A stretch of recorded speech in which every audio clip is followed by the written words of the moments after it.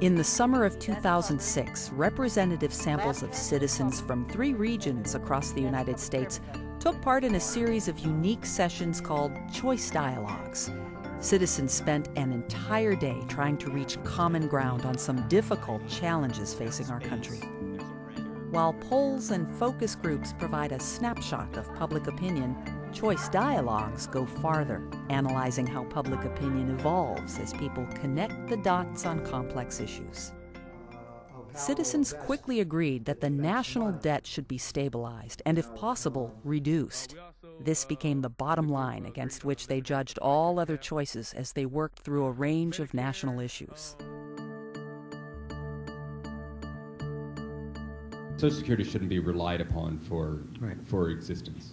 So the safety net is more of a backup plan, is more of a supplement to whatever other forms of investment that you have. I'd rather bet on myself than bet on the Social Security being there with all the talk that it might not be there at all by the time that I'm about to retire. The last 12 months or so is when you spend the most of your money on Medicare. So we discussed doing hospice care and things of that nature.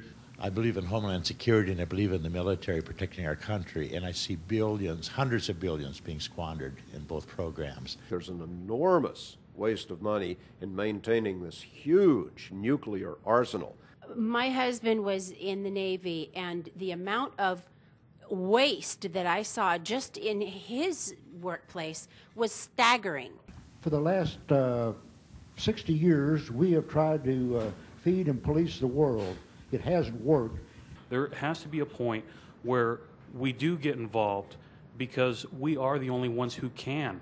We wanted to make a statement on the environment because, this earth is all of our home, and eventually if we don't take care of it, we're in deep doo-doo. A lot of these national disasters are now becoming more prevalent because of the fact of global warming. I think everybody agrees that we need to spend more on education.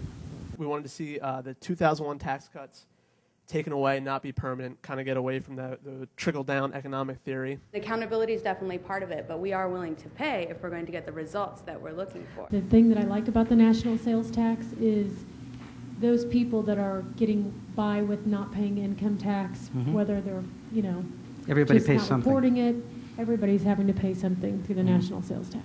My biggest concern is politicians on both sides of the aisle. I think America has to have some people that live in the real world and make real decisions for real people, and they understand the effects that they make. I have no faith in either side of the aisle there. I do have faith in America and Americans, and I think it's time for us to take it back.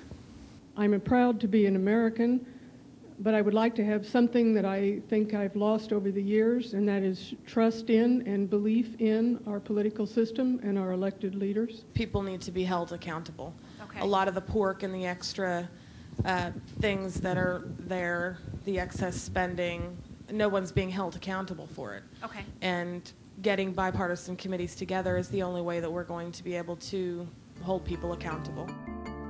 At the end of each dialogue, participants reflected on what they learned over the course of the day and on what they thought was most important or surprising.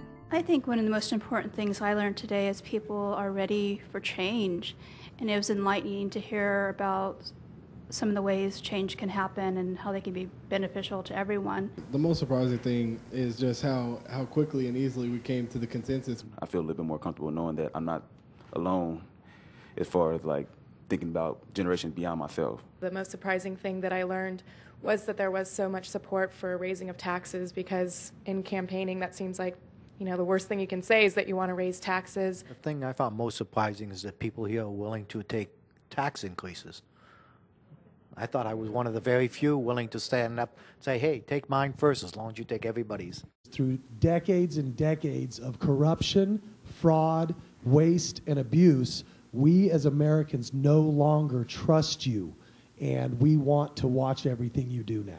If a group of 36 diverse people can come to agreement on 4 issues in 8 hours, then surely Congress can do better than that in 2 to 6 years. Well, I've been hearing for several years now about what the American people think through the media or what politicians say, and I've become very depressed about the whole thing and feeling like I'm not even part of this country.